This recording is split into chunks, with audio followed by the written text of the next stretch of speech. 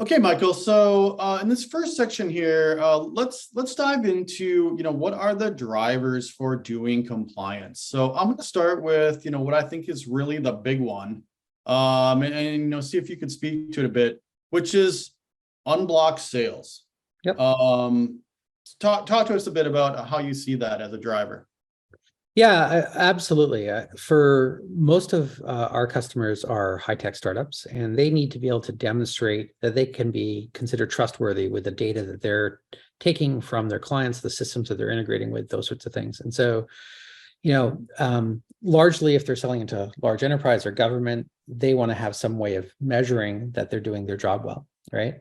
And, obviously, we're here to talk about security compliance, but, the compliance is not a new thing, right? We've had compliance standards like ISO 27001 is 27001. There's a lot of earlier standards for things like manufacturing quality, 13485 for medical device manufacturing, these sorts of things that, are really about making sure that the products and services that you provide can be considered trustworthy, right? And so as an increasing amount of the world becomes, data-centric, cloud-centric, it becomes really, really important for us to apply predictable security standards to those platforms. And so if you're a large enterprise and you're buying in the past, you had to kind of figure out and assess and figure out how to judge that from a supplier perspective. But these standards have started to build a baseline of assurance, which is really, really critical for effective growth of these services, for their success, for the acceleration of business, all those sorts of things. So,